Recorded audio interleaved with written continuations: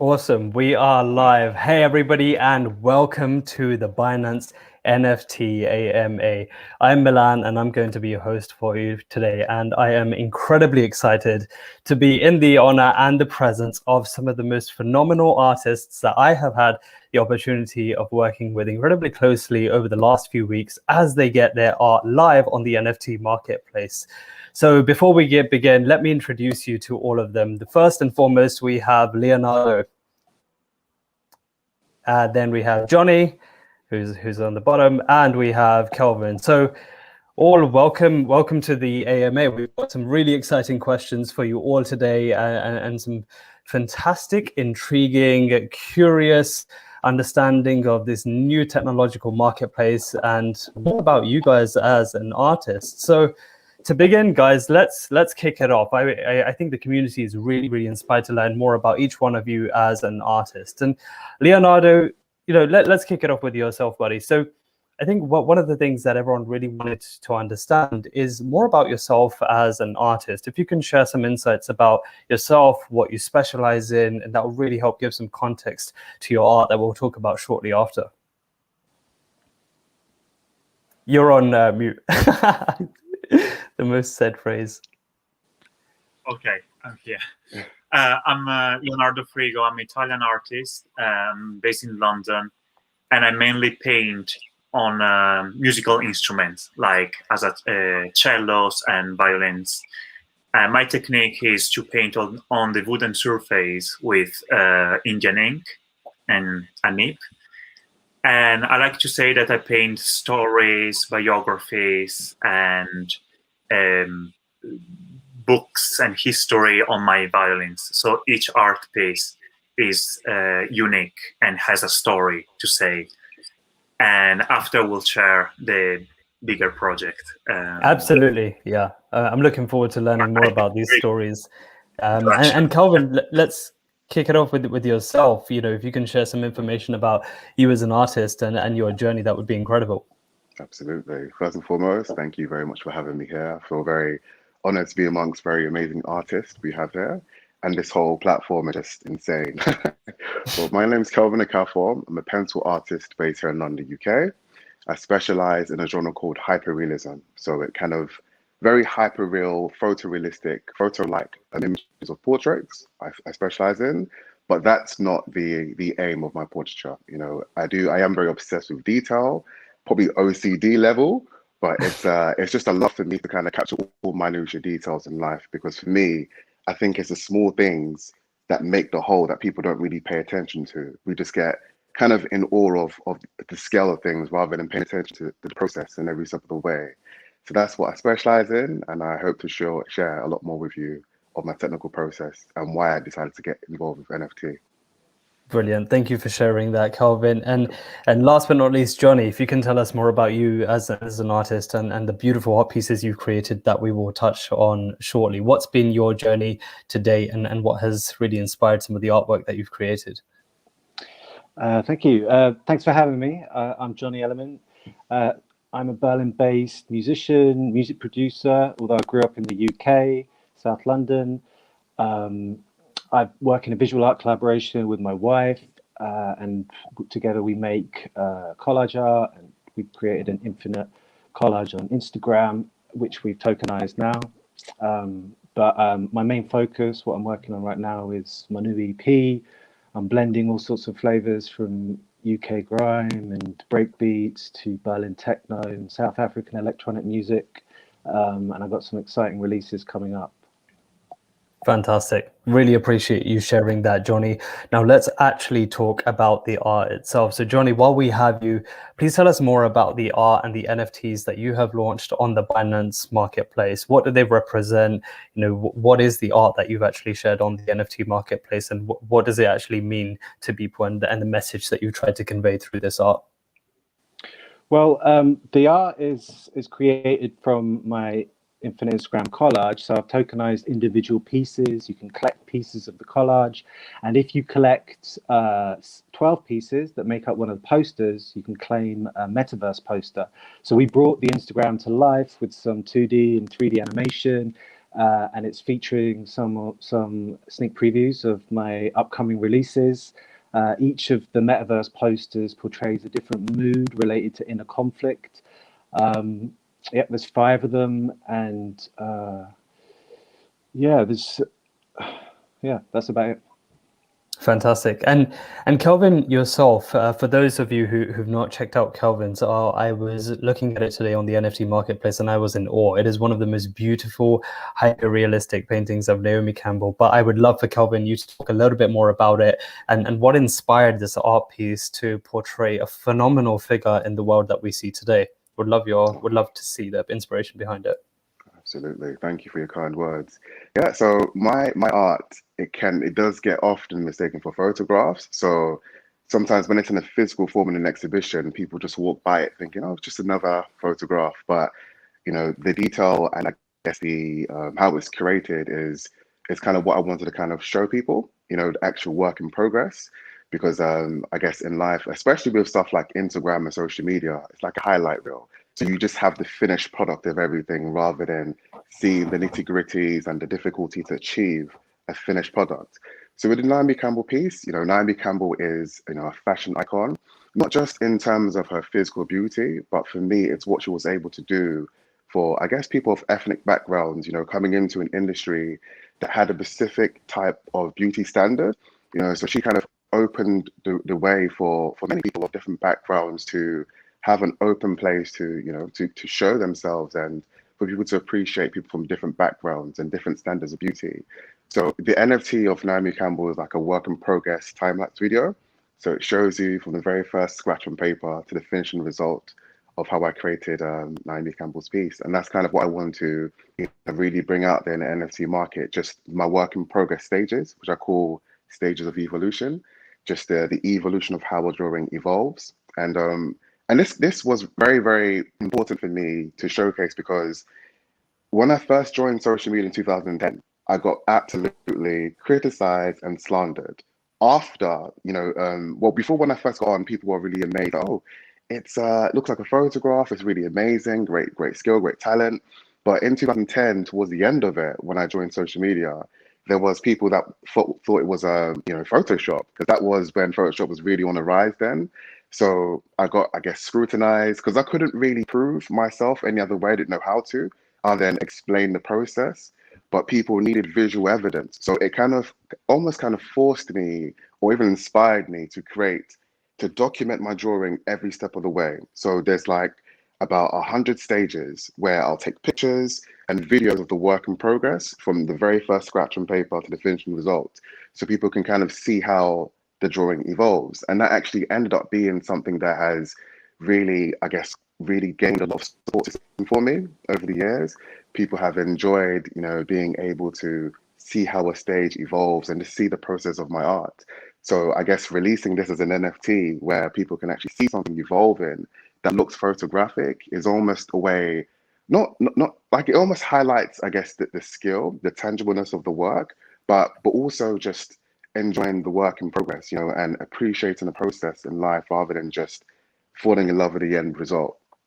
Yeah, and I think the entire concept of hyper-realism is really highlighted here because, as you quite rightly said there, Kelvin, people only look at the finished product thinking that it perhaps is photoshopped. But I believe what you documenting the journey shows is a sense of realism behind creating that journey to portraying the art. And I truly believe that's the type of context that many people need in order to really value the art, the journey, the mindset that went into it. So brilliant. Thank you for sharing that. And Leonardo, yourself, I mean, you've created some of the most beautiful, like intricate violins that I've ever seen. And historically, we've known that such art is highly revered, right? It's always been amongst royalty in many of the early centuries that were around time.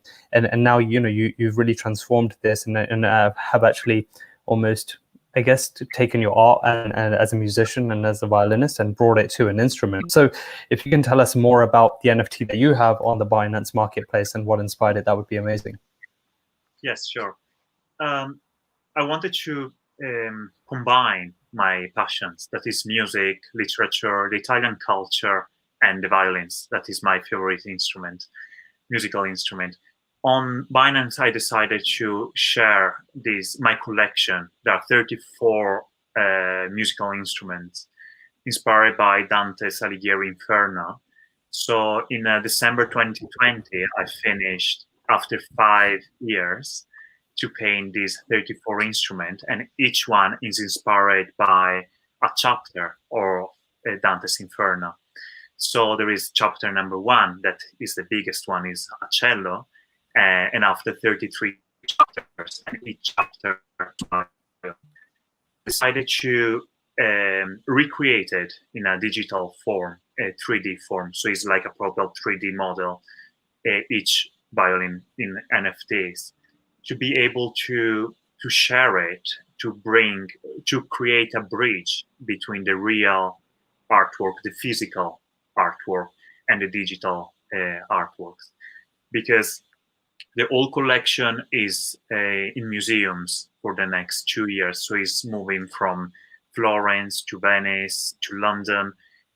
So I wanted to be able to share it with more people. And so I created these digital art pieces. Brilliant. And yeah, this is.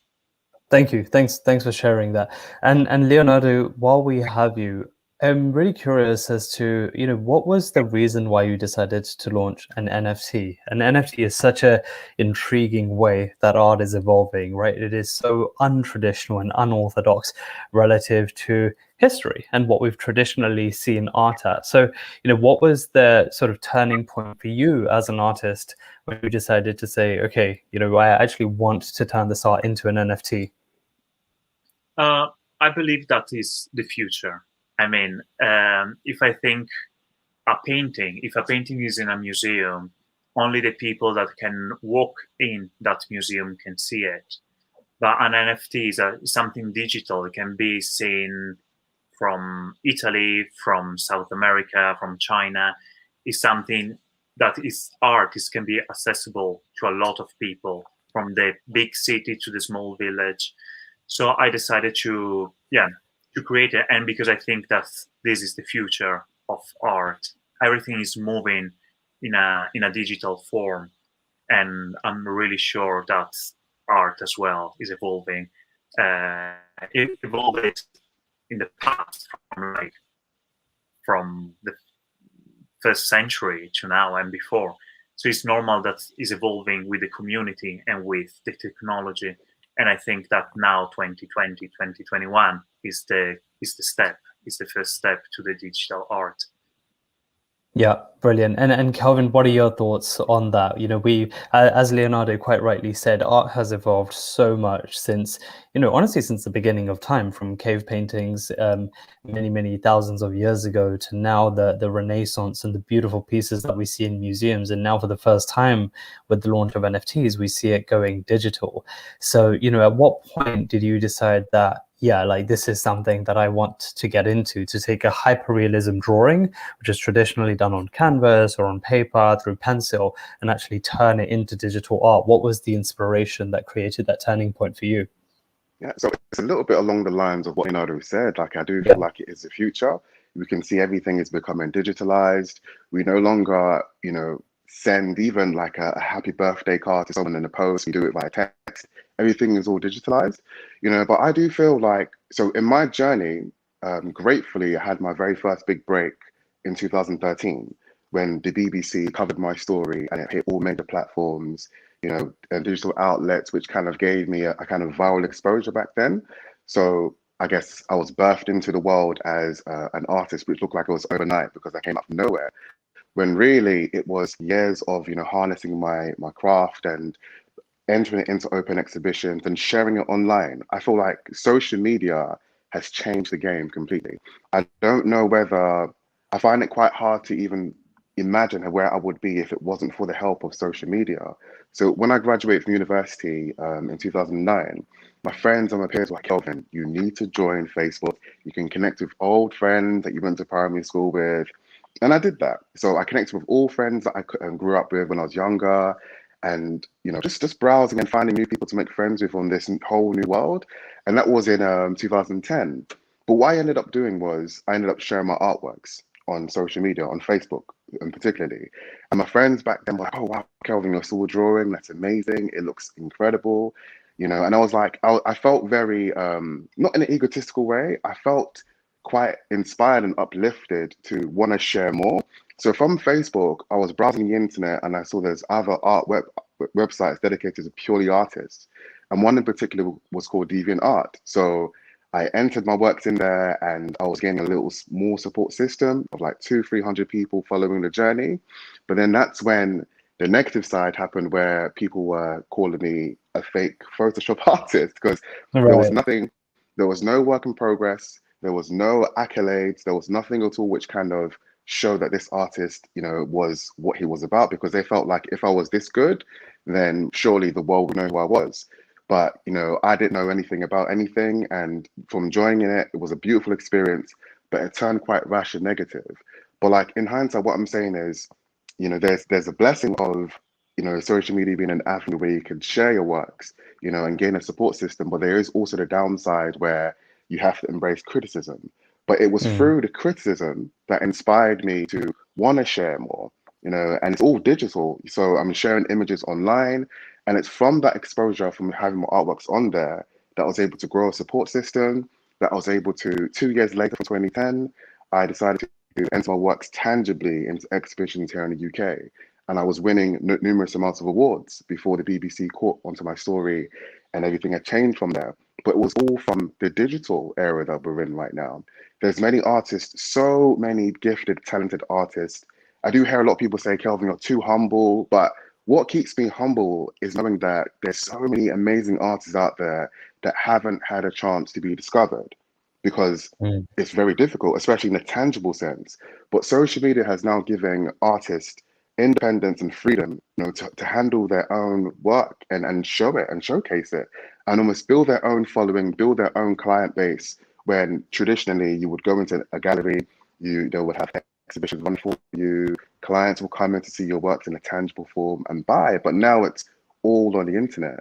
So discovering the NFT, I was like, wow, this is amazing. And to know that it's a whole new sort of market and almost a whole new world where there's a new audience, so it's given like myself the opportunity to showcase my work to a new audience and hopefully inspire, but also hopefully have people that want to invest in it. So definitely, I think it's the future. I think that's where we're headed. So yeah, that's exactly why I chose to. Brilliant. That's really inspiring. And Kevin, while I have you, one of the questions that I'm particularly curious about is that the launch of not only the Binance NFT, but NFTs in general across the world is an incredibly pivotal and special moment throughout history, because it's the first time we're seeing this transition to digital art in a way that's never been done before. So in particular, with reference to your NFT of Naomi Campbell, I'm curious as to why that particular influencer or why that particular celebrity and icon was the first artist that you decided to launch on the NFT as an NFT on the Binance Marketplace. Yeah, so thank you for the question. Like, it's purely because of how I kind of felt the impact she had on society. She was, coming from almost from nothing and then coming into the modeling scene, and almost just changing the game in terms of how people perceive beauty, and I guess it's almost kind of got us to a place where we are right now with the beauty standards and then all these, Photoshop harnessing programs that want to create this standard of beauty. Not saying that that's what she kind of inspired, but she definitely inspired, opening people's minds to perceive beauty in a plethora of ways, not just one standard of beauty. And also what she's been able to contribute to society with her charities. I felt very inspired to draw her, but also to, I guess, showcase her beauty, her poise, and just giving that difference, just giving that variety of what it is that people perceive beauty to be, and just almost giving her that praise. Brilliant. Thanks a lot, Kelvin. And Jonny, lastly, over to you. In terms of NFTs, what was the inspiration behind actually turning your art into an NFT? What was the sort of driving points and the pivotal decisions that led up to you making that transition for yourself as an artist? Yeah. Well, I totally agree with the guys. It's hard to refute that the world is becoming more digital. and the space like the whole crypto space excited me from the beginning because of the prospect of having decentralized governance, and now you have DAOs coming out, and I really enjoy that side of that side of the culture. And what you're seeing with NFTs is you have a lot of people trying responding to that decentralized culture, which is evolving fast and taking over the internet, perhaps as we go towards Web 3.0. So I definitely wanted to be a part of it, and I certainly see there is potentially more value in digital assets than physical assets. You know, if you subscribe to the singularity guys, people like Ray Kurzweil, then the future may be entirely digital, and you may be able to upload your consciousness to the cloud or the metaverse and live there for eternity. I mean, there's crazy ideas coming out from the people who are at the forefront of AI, and you know, you got to listen to other people, but it's just really interesting ideas about how the future will develop. And when the guys who burnt that Banksy print in New York, oh yeah, when they did that, I was like, that is the first time I've seen someone really value something digital over the physical thing. And I was like, well, all right, so imagine you're living in the future and you can upload your consciousness to VR and live in this whatever you like. What are you going to value more? Are you going to value your avatar, or are you going to value your physical body? Because when you go back to your physical body, you could get sick, you could die, you know? So yeah, I'm totally embracing the whole madness of this journey, perhaps to the singularity. If those guys are right. That's really interesting, Jonny. And in the interest of madness and being crazy, Leonardo, as an artist, how do you see the NFT marketplace evolving in the next 5 or 10 years? And there's no wrong answer here. It can be as crazy as uploading your consciousness onto the web, as Jonny said. But you know, if you had to really utilize your imagination and your vision as an artist, you know, where would you put digital art in 10 years from now? 10 years is a very long time. Yeah. Let's say next year. Yeah, that would be a start. Yeah. Yeah. I think that people will go to the museum from the living room. People will start to experience not only to see the painting, but will experience something more. Maybe like, I can imagine, because I love music, I love everything, maybe sound, and he's watching, or maybe AI, they can ask question to the painting and the painting can answer. I think about my collection. It will be great to have an AI of Dante Alighieri. You can ask a question like, where is this person in hell? And the Dante AI answer you. So in this way, you can learn as well. So it's culture and learning with NFTs. It's not just something, a file, or something that you have and you can see, but it's something that you can learn from an NFTs. So I think it can be the future. It can be really, people can learn from them, people can experience something different. And this is my goal, is for the reason why I created my collection in a digital way, because I want to share the culture with NFTs. Thank you. I really love that answer. And Kelvin, as someone who, you know, is actually creating people like Naomi Campbell, do you, as someone who really, you know, creates art which is all about hyperrealism, do you envision a future where your art would be through the power of AI, where you combine art and technology? You know, do you envision a future where Naomi Campbell sort of, let's say, so to speak, comes to life and people can actually ask Naomi questions based on artificial intelligent answers that have examined her personality and really added that element which isn't necessarily conveyed, but is more sort of in line with the artist's mind when he creates the art? Do you envision that future happening? Gosh, even you saying that just blows my mind. It's so mind-blowing. It's crazy. But I'm going to be very, very, very honest with you guys right now. I'm sorry if I'm like the odd one out here. I am very pro the tangible in life, because like, but I'm not against, you know, I very much feel, sorry, let me retract what I'm about to say. I very much feel I'm very open, you know, I've surrendered to how the way life is going. And, you know, I choose to kind of really live in the now and just see how things are rather than, you know, procrastinating and worrying about what's to come in the future. So I fully embrace what's happening right now in technology and just the world we're living in right now. But in terms of the value that something tangible can provide, it's uh, it's kind of indescribable. I don't really think it can even ever be compared because there's, you know, when you're going to a concert, you know you love music, you know, and yourself too, Johnny. Like you know, now we're in concerts and we're videoing things from our phones, you know, like, and really not looking for it through a screen rather than experiencing it live in the flesh. And I guess the same thing for art as well. And I actually don't have a problem with this, but I just know that there's a feeling that transmits when you experience something in the flesh. You know, we're looking at the screen right now and there's God knows what kind of radiation is coming towards us, but it's the way things are going. So rather than fighting against it, we kind of encourage it and let things evolve how it's going to evolve. You know, 10 years, when you ask the question to Leonardo, 10 years actually is gonna come by in a blink of an eye, because when I think of how technology has evolved over the years, in the 90s, you know, my favorite computer game of all time was Legend of Zelda on N64. Yeah. And and I love that game. And Streets of Rage on Sega Mega Drive. The graphics and the detail, I used to think like, wow, in Legend of Zelda, it can rain, you know, there's different kind of climate changes in the game.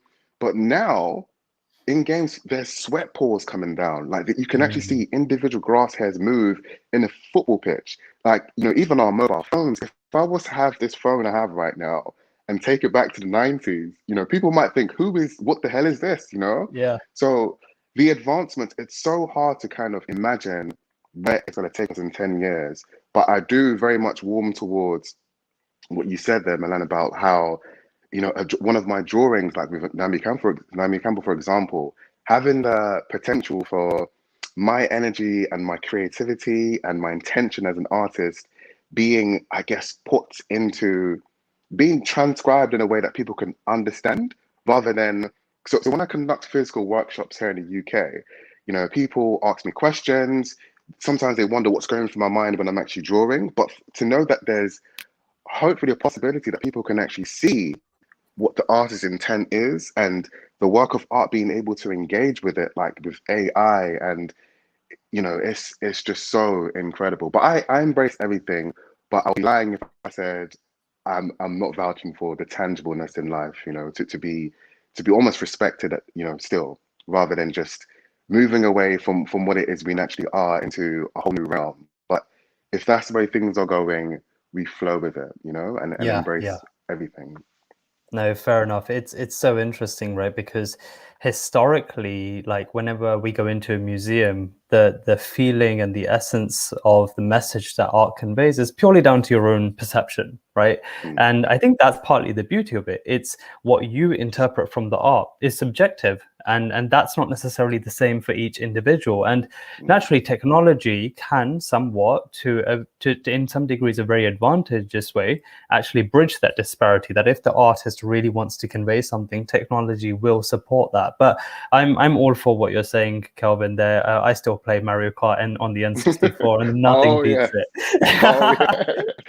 Love the game. Yeah, that's it, dude. But yeah, Jonny, let's take it over to you, and really talk about what can we expect from you as an artist, and you know, in the future of the NFT marketplace. You know, do you envision yourself as an artist putting out more artwork on the NFT marketplace, and potentially what types of things have you potentially considered for this platform going forward?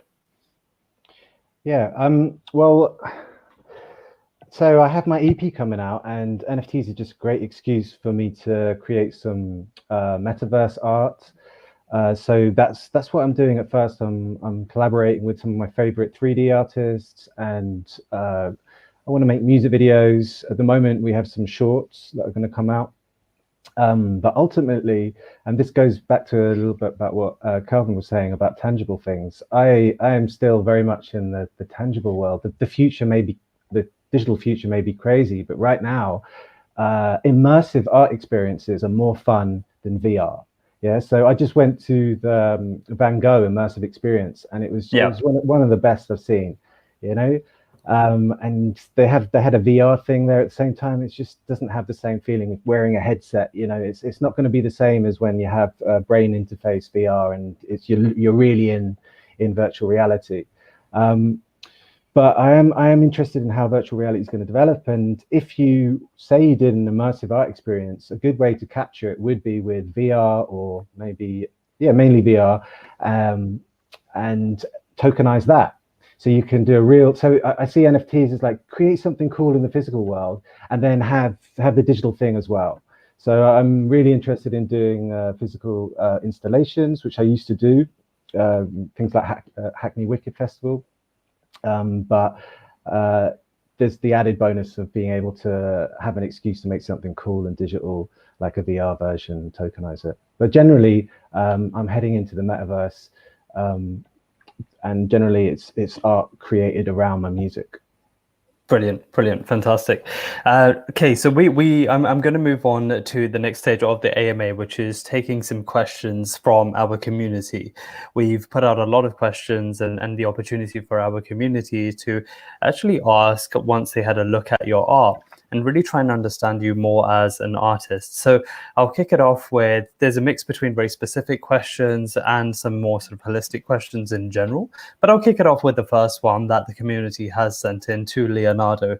So Leonardo, the question is, why did you decide to launch your NFT with Binance as the company? I decided because the idea of my project, the goal is to share the Italian culture worldwide. It's for this reason that I decided to invest and spend the 5 years of my life in this project. And I thought that Binance is worldwide, has a very big network, and it was the best way to talk about Dante. I mean, now we are here and I'm talking about Dante Alighieri's Inferno in Italian culture.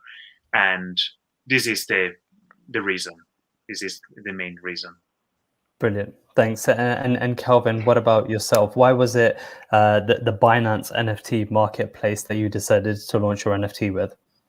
So I had been approached by the awesome crypto maniacs, and they're who almost kind of suggested and got me to look into Binance.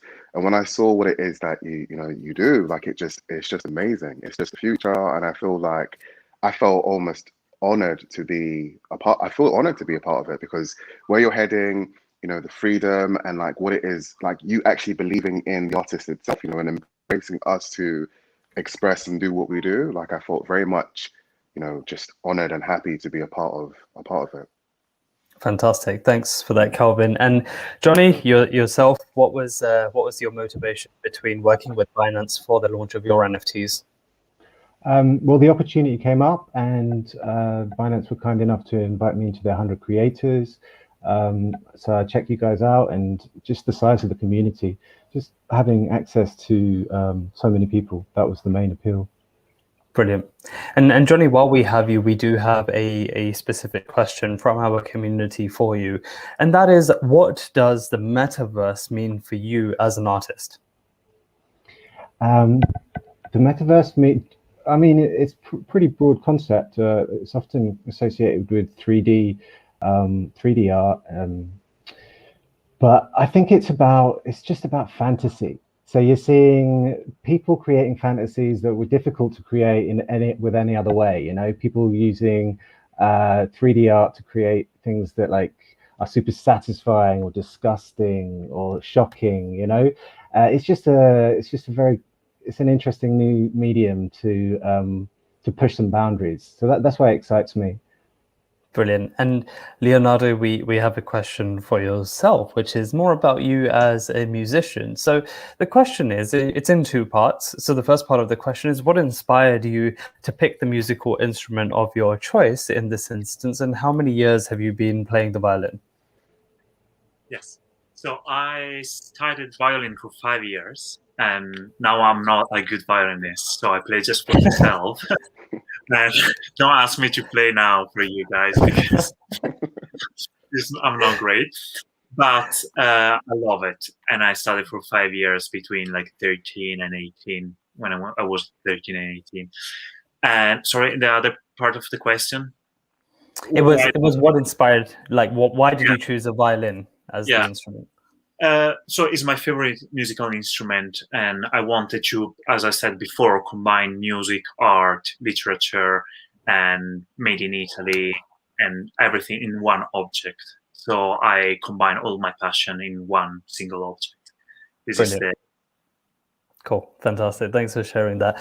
And Kelvin, we have a question for you from our community, and they said that we've noticed some of your proceeds will go to charity. Why was donating charity of particular importance to you, and why this specific charity? Yeah, so charity for me is very important because it's giving back, and that's what Naomi Campbell's charity is about, So, there's the joy of, growing yourself, in a financial way and monetizing from what you do, but there's a greater satisfaction, non-egoic with giving back, to the less fortunate or to foundations or charities that actually, give awareness to certain causes that you feel very inspired by. Yeah, fair enough. We've got another question for you, Leonardo, which says Dante's Inferno has a lot of historical references. So what led to this decision to associate your artwork with a historical poem, in particular Dante's Inferno, which has been associated with hell? Yeah, Dante Alighieri is very important for Italians. We call it, he's the father of the Italian language. We decided the Italian grammar from the Divine Comedy that is divided in three big chapters, hell, purgatory, and heaven. So we started from this book to write our language, and I love Italy, I love my language. And for me, he's a masterpiece. It's just, he wrote in 13th century.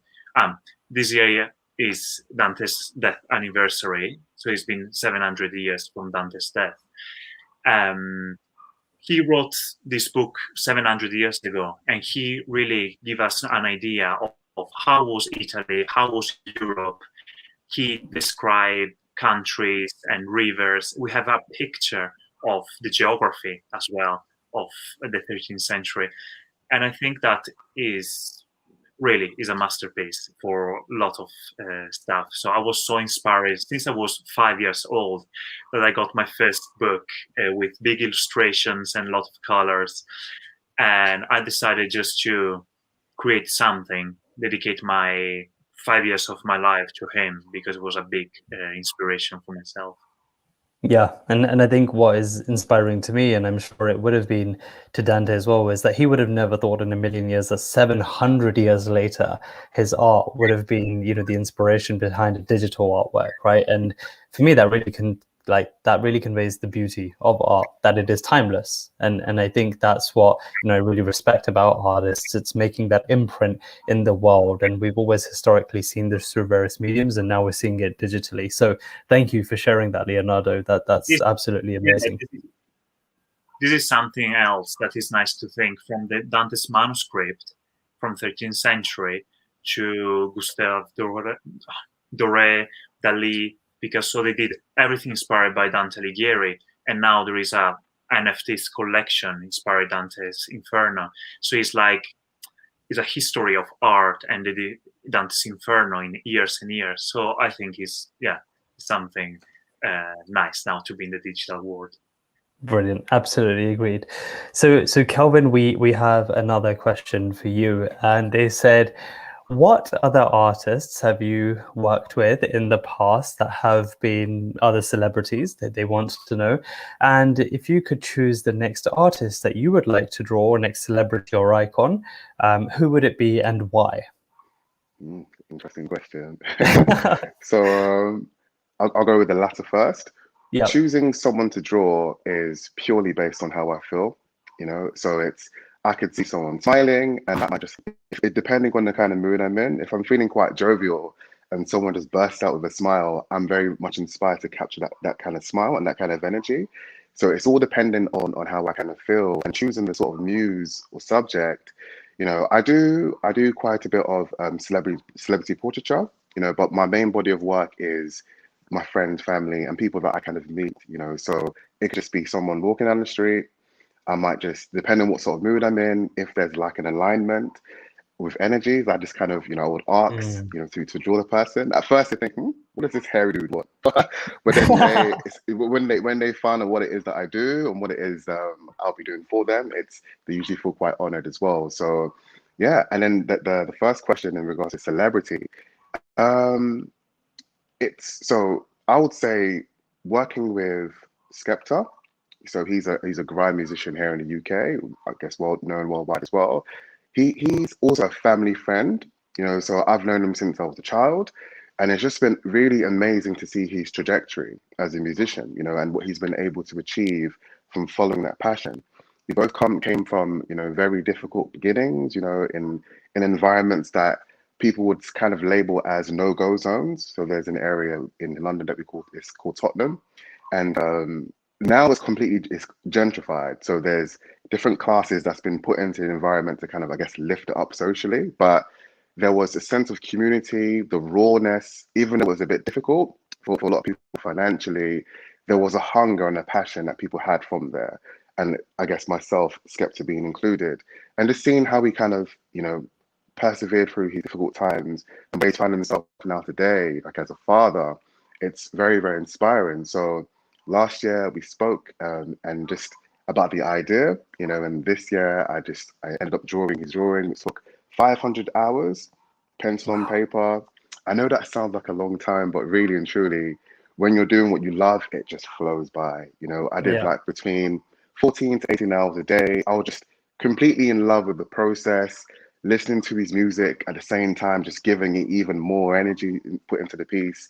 And just him also having, I guess, like his influence and his impact really inspired me to, I guess, just highlight him, and give him that credit as a being that came from an environment that was very difficult, but has managed to kind of pierce his way through, and I guess like myself as well included, very grateful, and having that collaborative work together. So he very much embraced it. He's always wanted to be drawn by me. So that opportunity happened, and it's just been a wonderful collaboration. Brilliant. Thank you so much for sharing that, Kelvin. That's really inspiring. And Jonny, we have a question for you from someone who's checked out your art, and they said, let's take Inner Days. And I know this is one of your sort of NFTs that's live on the marketplace, and it forms many pieces. So the question is, what do some of these visuals mean and represent?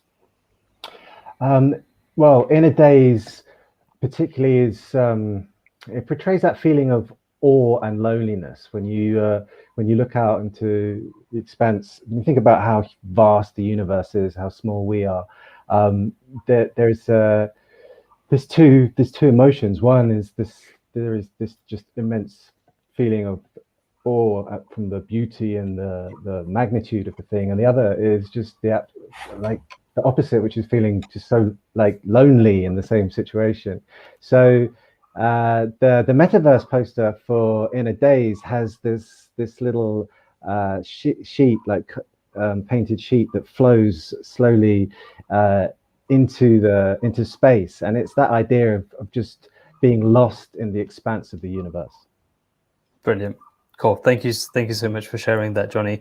Our next question that has come in from the community is again for Kelvin, and it says, how long did it take you to create that art? And I'm presuming they're talking about the Naomi Campbell art in this instance. That's on the NFT. Okay. So pencil to paper, it took it was over 200 hours, but like the whole process. So before putting any pencil to paper, it's very easy to, I guess, because the nature of my work is almost quite identical to the to what the person looks like or the reference photo, but there's a lot more that goes into just making a replica of something. I like to do a lot of background research on the person or whoever it is that I'm drawing, getting a sense for who they are, listen to their voice. So being a celebrity public figure, I guess they carry lots of interviews where you get to see them on, different sort of platforms and get a sense of what they're really like. But it's very hard, which is why I love the tangible, where you can meet the person. Every sensory factor has been experienced to really understand and feel that person that's in front of you. So with Naomi Campbell, I did over 500 hours of just background research, all of her, every single interview she's ever had, all of her, I guess, the lows and the highs of her career, and also having a non-judgmental. So when I'm drawing someone, yes, I am drawn to people who I presume to be like lovely, I guess, kind people, nice people. But it's when I get to drawing someone, judgment strips away, and it's purely based on what it is I'm experiencing through the whole process of drawing them and studying them. So it was a lengthy process, but it was getting to know the person and then capturing them in a way that can almost bring out the essence of the individual. That's something that's intangible that we can't really see, but it can be felt. And I do find, I guess, a wonderful thing about technology as well with this digital era is there is capacity to feel that, even though it's through a screen. You can zoom into an image. You can change the contrast to kind of give it your eyes more pleasure. So yeah, like it was a lengthy process, and it was very much enjoyable. I really felt like I knew her because I had dreams of her. Sound. I had lots of dreams of her where we were kind of like lovers in the past life, or we were brothers and sisters. Just very, very surreal, allowing myself to get lost in that astral realm with her. Yeah, no, that's really interesting. A lot of these art pieces that we see throughout history are often inspired by visualizations and dreams. So I completely understand, Kelvin. Thanks for sharing that. And we have one final question before we wrap up for Leonardo. And Leonardo, the question is, as an artist, can you talk us through the process that you actually do before you put the artwork on a violin? So it would be amazing if you can actually share the journey of, what your thought process is. How do you understand? I'm presuming they mean of what pieces of the art go where, and how do you really kind of collate all of that to form the final image? Yeah. So to describe the Dante's project, Dante's violin, let's say, I have my Divine Comedy where I read the chapter and I just write down of on my book, my agenda, like the people that are in that chapter or the landscapes. Sometimes Dante's talk about animals or musical instruments, sounds, and I just write down everything. And after that, I start doing the illustration on paper, and I just cut the piece of paper and I try on a violin to see if it can fit, because the violin looks big, but it's not really big. It's a small artwork. It's a small musical instrument. So I need to try to see where to put all the illustrations. After that, I do the drawing on the paper of the old violin with the old illustration, and after that, I use a nib and just Indian ink. I mix some different Indian inks to paint on the wooden surface. And after I just paint for hours and hours on the violin, on the wooden surface. So it takes a long time to paint one violin, and it's very difficult because it's not two-dimensional. It's not a canvas. So I need to be careful. I need to wait that it dries, move it, paint on the top or under the bridge. So sometimes it can be very difficult to paint, and I'm on my desk, not very straight. But so this is the process, and after that, I just need to varnish it. And when the varnish is dry, set up the strings, the bridge, and everything. And after it's ready to do the NFTs, we did the 3D model, and we took the picture from different angles, and we recreated on the digital world, let's say. Brilliant. So I added one step to the last. Yeah. Fantastic. Thank you for sharing that.